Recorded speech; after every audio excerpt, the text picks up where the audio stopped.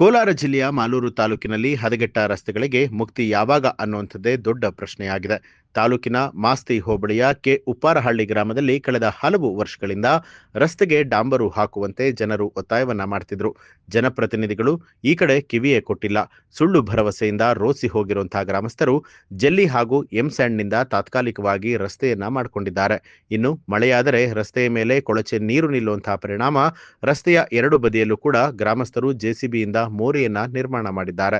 ಸರ್ಕಾರ ಜನಪ್ರತಿನಿಧಿಗಳು ಬರೀ ಓಟು ಕೇಳೋದಕ್ಕೆ ಮಾತ್ರ ಈ ಕಡೆ ಬರ್ತಾರೆ, ಆದರೆ ಗ್ರಾಮಕ್ಕೆ ಯಾವುದೇ ಮೂಲ ಸೌಕರ್ಯಗಳನ್ನ ಒದಗಿಸಿಲ್ಲ ಅಂತ ಹೇಳಿ ಆಕ್ರೋಶವನ್ನ ವ್ಯಕ್ತಪಡಿಸಿದ್ರು. ಇವತ್ತು ಇಷ್ಟು ವರ್ಷ ಆಗೈತಲ್ಲ, 8 ವರ್ಷ ಆಗಿದೆ. 8 ವರ್ಷದಿಂದ ಇವತ್ತು ಒಂದ್ಸತಿ ಏನನ್ನ ಬಂದು ಯಾರನ್ನ ಬಂದು ಈಗ ಅರ್ಥ ಮಾಡ್ಕೊಂಡು ಇದು ಈ ರೋಡ್ ಮಾಡಿಸಿದ್ವಿ. ಮಂಜುನಾಥ್ ಗೌಡ ಹಾಕಿರೋದು ರೋಡ್ ಇದು.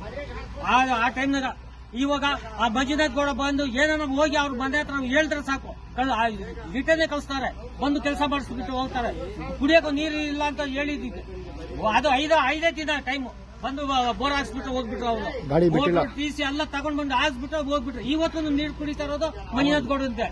ಇವತ್ತು ನಮ್ಮ MLA ಕಾಂಗ್ರೆಸ್ ಅಂತ ನಾವು ಬೊಗಳ್ಕೊಂಡು ಎಲ್ಲಾರ್ಗೂ ನಿಷ್ಠ ಮಾಡ್ಕೊಂಡು ನಾವು ಹೋಗಿ ಕೆಲಸ ಮಾಡ್ತಿಲ್ಲ. ನಮ್ಗೇನ್ ಬಂತು ಇವಾಗ 8 ವರ್ಷದಿಂದ ಇವತ್ತು ಏನನ್ನ ಹೋಗಿ ಎಲ್ಲಿ ರೆಸ್ಪೆಕ್ಟ್ ತಗೊಂಡು ಈ ಕೆಲಸ ಮಾಡ್ಸೋರ, ಈ ಕೆಲಸ ಮಾಡಿಸಿರಿ, ಆ ಊರ್ ಮಾಡ್ರಿ ಅಂತ. ಶ್ಯಾಮ್ ಶೆಟ್ಪಲ್ಲಿ ನೋಡಿ ಹೆಂಗೈತೆ, ಶ್ಯಾಮ್ ಶೆಟ್ಟಲ್ಲಿ ಕಡಿ ಸತ್ರ ನೋಡಿ ಹೆಂಗೈತೆ. ಇವಾಗ ಈ ಸುಗಂಡಲ್ಲಿ ರೋಡ್ ಹೆಂಗೈತೆ. ನಮ್ಮೂರೇನ ಕಂಡಮ್ ಇರೋದು, ಅದು ಏನು ನಮ್ಮೂರ ಜನಗಳಿಲ್ಲ. ಈ ನಮ್ಮೂರು ಏನು ಅವ್ರಿಗೆ ಓಟ್ ಹಾಕಲ್ಲ, ಏನು ಈ ಒಂದು ಓಟು ಹಾಕಿಲ್ಲ ಏನು ಅವ್ರಕ.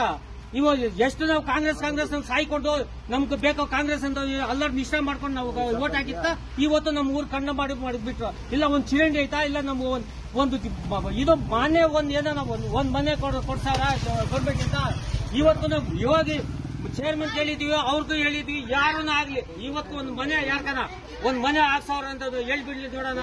ಗೌರ್ಮೆಂಟ್ ಅಲ್ಲಿ 15 ವರ್ಷದಿಂದ ನ್ಯೂಸ್ ಅಲರ್ಟ್ ನಿಮ್ಮಿಂದ ನಿಮಗಾಗಿ.